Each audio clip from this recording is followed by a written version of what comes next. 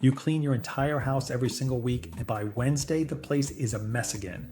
And you're wondering where it all went wrong. Crumbs on the counter, hair on the bathroom floor, dishes stacked in the sink like you never cleaned at all. And you're spending your whole Saturday on it. While the average Japanese home gets about 15 minutes of attention a day and never needs a real deep clean. The reason comes down to 9 specific things sitting in your house right now that Japanese homes just don't have. Every one of them is creating work you've been blaming on yourself for years. And by the end of this video, you'll know exactly why you need to get rid of all 9. Number 6 is going to explain why your house smells the way it does, even though you stopped being able to smell it yourself a long time ago. And the last one is a habit that's wasting about 4 hours of your week. And once you see it, it changes how you think about everything that came before it. Most kitchens have somewhere between 18 and 25 different cleaning products under the sink, and yours is probably close to that too. While the Japanese kitchen runs on only 5 main ingredients: white vinegar, baking soda, citric acid, coarse salt, and a mild dish soap. This is the first step towards keeping your house clean and in order without having to overwork yourself. And it costs a lot less than cleaning products. Think about the last time you cleaned your stovetop. You wiped it down after dinner, and by the next morning there was already a sticky brown film around the burners again. So you scrubbed harder, bought a stronger degreaser, and a week later it was back. That film is burnt on grease mixed with mineral from the water in your cloth. And the spray you're using is built to lift fresh oil off a flat surface, not break down something that's already fused to the metal. That's why nothing you tried actually worked. Cleaning only ever needs to do 4 things: dissolve mineral, cut through grease, scrub away what's stuck on, or wash the loosened mess away. The acid dissolves the film, the base cuts the grease, the salt scrubs off what's baked on, and the soap washes it all away. A separate spray for glass, another for tile, another for the inside of your oven. None of it is doing anything the 5 ingredients don't already do. The cleaning aisle just trained you to treat every surface like its own emergency, so you keep coming back for the next bottle. You're not buying 25 different products, you're buying the same handful of ingredients 25 times over, in 25 different bottles, each one with the label telling you it was made just for whatever's in front of you. Once you cut those bottles down to 5, you save yourself about 45 minutes every weekend and roughly $150 a year without your house being any less clean. And that's only number 1. The next one is something you use every day without thinking, and it's the reason your floors are dirty again 12 hours after you mop them. You already vacuum twice a week and the floor still feels gritty under your socks a day later. So you vacuum a third time or spend $300 on a machine with stronger suction, and nothing actually changes. That's because vacuuming only ever picks up dirt that's already inside the house. Nobody's dealing with how it's getting in there in the first place. A traditional Japanese home has a step down right at the front door, called a genkin. When you walk in, your foot drops onto a lower floor, and that lower floor is where your shoes stay. Everything above the step is the clean part of the house, and you don't have to remind yourself to take your shoes off because you can feel the step under your foot. Shoes stop right there, slippers wait on the inside, and guests get a pair the moment they walk in, even for a 5-minute visit. There's also a 2-minute habit that goes with it, called kadohaki. Every morning before anyone's had a chance to track anything across the floor, you sweep the entrance path and the step itself. The dirt gets handled right at the door instead of working its way 3 rooms deep into your carpet. Your entire vacuuming routine, expensive machine and all, comes down to one decision you make or don't make at your own front door every single day. Nobody in Japan owns a fancier vacuum than you do. Most have a smaller one. They've just stopped the dirt about 4 feet earlier than you have. And this is the kind of thinking that runs through everything the Japanese do around the house. Small, cheap habits that save a fortune over a lifetime. I pulled all of them together in a book, every method the Japanese have used for centuries to keep their home, land, and family in good order. It's at thejapanesemethod.com. Scan the QR code on screen or click the link in the description and start saving money today. Most people have something in their bathroom that's been rotting away underneath them for months, and they have no idea it's the reason the room never smells fully clean. You shampoo the bathroom rug, and for about 3 weeks it looks and smells brand new. Then the smell comes back. It's faint at first. and you can't figure out where it's coming from because you just cleaned the rug a couple of weeks ago. So you shampoo it again, try a different product, maybe the baking soda trick people talk about online, and 18 days later the smell is back. The shampoo was never the problem.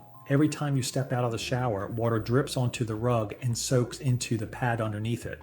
Shampoo cleans the top of the rug, but it never reaches the pad, and that pad has been sitting there wet for months. That's what you've been smelling this whole time. Japanese homes generally skip carpet in wet rooms altogether. Hard tile, wood, woven tatami. Each one has an actual reset state. You wipe it, you air it, and it's genuinely done. The material becomes the cleaning method, decided once before the room is ever used, instead of something you fight with over and over afterward.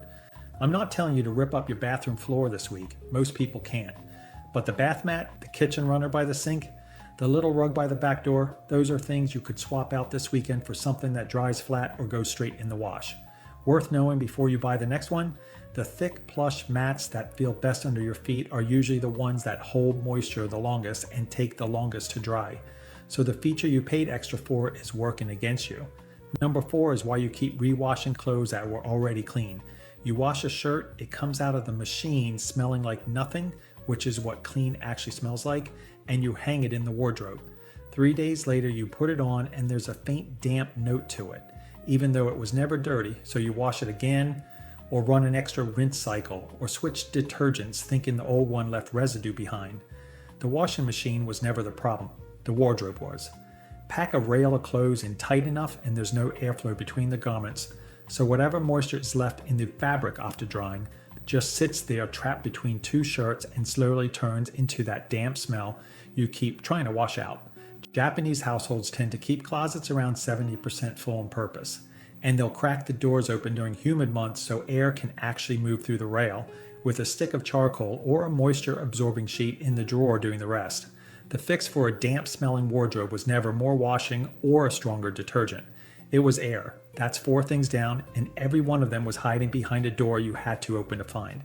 The next 5 are sitting right out in the open, which is exactly why you've stopped noticing them. Number 6 explains why your house smells the way it does. And it's not the bin, and it's not the pet. It's something you plugged in yourself to fix it. Let's keep going. Time yourself the next time you wipe down your kitchen counter. Use your phone if you have to. Most people land somewhere around 6 or 7 minutes and call that cleaning. But watch what you're actually doing in those 6 minutes. Lifting the toaster, moving the fruit bowl, picking up the mail, shifting the blender aside, wiping underneath everything, putting it all back exactly where it was. The actual wiping takes about 15 seconds. Everything else is just moving objects out of the way so you can reach the surface underneath them. A Japanese counter tends to stay in one state, empty. The rice cooker comes out, gets used, gets wiped down, goes straight back into the cupboard. Same with the kettle, same with the knife block. Nothing lives out permanently, which is exactly why wiping the counter really is a 15-second job every time. Every object left sitting on an open surface becomes a small recurring task, one you'll repeat every single time you clean that room for as long as you own that counter. 12 things sitting out isn't really 12 things. It's 12 small chores you've agreed to repeat without ever deciding to. Go look at the nearest flat surface to you right now and count what's sitting on it. Then count how many you'd actually have to pick up just to wipe underneath them. Hold on to that number. You'll need it again near the end of this video. Number 6 is the biggest one on this list. You plugged in an air freshener because a room smelled off, and 2 weeks later you can't smell the air freshener anymore either. Most people assume it's run low and go buy another refill, but it hasn't run low. Your nose has gone blind to it the same way it went blind to the original smell you were trying to cover up. And that kind of adaptation happens to human smell within minutes, not months. You didn't get rid of an odor. You stacked a second one directly on top of the first and lost the ability to detect either. A Japanese home tends to carry almost no ambient fragrance at all. No plugins, no reed diffusers, no candles burning in the background. And it comes down to a simple idea. Clean is the absence of a smell rather than the presence of one. Every fragrance product in your house right now is a lid sitting on top of a source you've never actually found. It could be the drain under the sink, the rubber gasket in your washing machine door, the wardrobe we just talked about, the bin that never gets a proper deep clean, or a bathroom that never fully dries out after a shower. Somewhere in your house is the actual smell. and you switched off the only tool you had for finding it. This one works differently from the other 8 on this list because it doesn't create a chore for you directly. It removes your ability to even know you have one. That's exactly why it's sitting here in the middle instead of at the end. Think about the last time you walked into someone else's house and caught a smell they clearly couldn't notice anymore. That's happening in your own house right now. The only way to find it is to strip the covers, let the real smell come back, and go track down where it's coming from. A Japanese kitchen doesn't smell like a candle aisle. It doesn't smell like anything at all, and that's the whole point. That brings us to number 7, and it's probably sitting a few feet from you right now. You find a patch of black mold in the corner behind your sofa. You scrub it off with bleach, paint over it, figure that's the end of it. Then it comes back within a season, sometimes worse than before. Painting over mold doesn't kill it. It seals a living colony under a fresh coat of paint and gives it exactly what it needs to keep growing where you can't see it. And the reason it grew there in the first place is the sofa. When you push a big piece of furniture flat against a wall, no air moves between the two. That patch of wall gets colder than the rest of the room, water builds up on it every time the temperature changes, and nothing ever dries it out.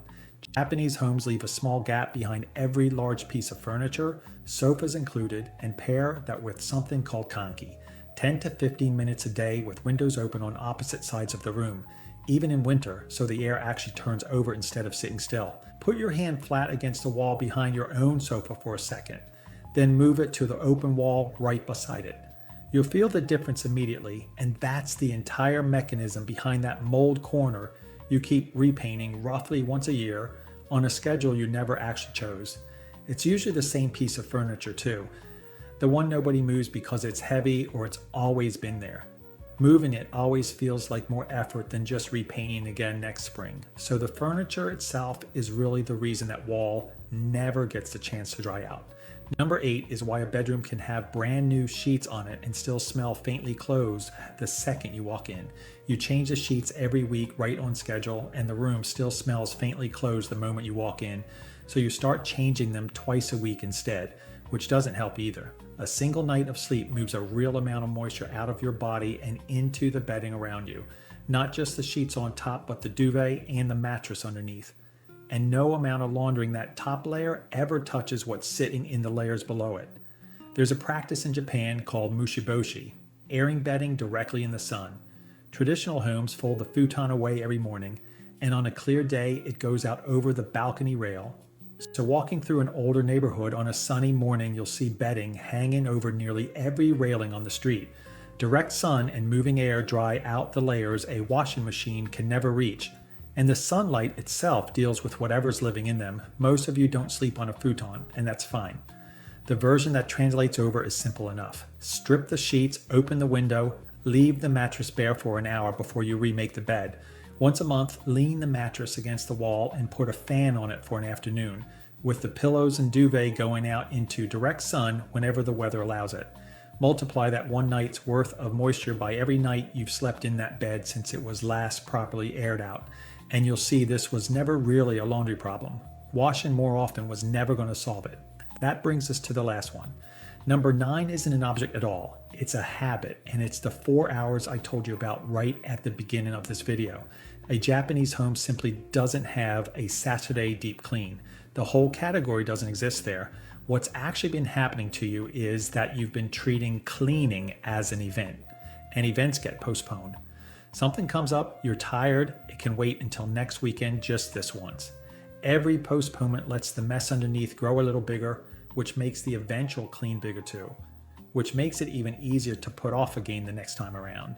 It's a system that manufactures its own failure while you spend years blaming yourself for not keeping up with it. Tsuji, the Japanese word usually translated simply as cleaning, works as a rhythm rather than an event. It's built from a handful of daily habits that each takes somewhere between 30 seconds and 3 minutes. The wipe while something's still warm, the 2-minute sweep at the door each morning, the counter that goes straight back to empty after every meal. On top of that sits a 20-minute weekly walk, one mapped route through the whole house that replaces your entire 4-hour Saturday, and 4 times a year a proper seasonal reset called osuji, so nothing ever gets the chance to build up into a project in the first place. Nobody in Japan scrubs harder than you do. They simply never let anything sit long enough to require it. Those 4 hours you lose every Saturday were never really the cost of having a clean house. They're the interest payment on the 8 things we've just gone through together: the bottles, the doorway, the damp wardrobe, all of it compounding week after week, whether you notice it happening or not. Every one of those 9 things was small enough to fix in an afternoon, and none of them needed a renovation. What they actually needed was for the Saturday event to stop being the only time cleaning was allowed to happen. Because once cleaning only happens once a week, everything in between is getting worse while it waits its turn. The Western approach to a clean house grew out of companies selling you the cure. The Japanese approach grew out of households practicing the prevention, generation after generation, and once you actually see the difference between those two things, you can't really unsee it. Here's how you find the rest of these for yourself in your own house, without me telling you where to look.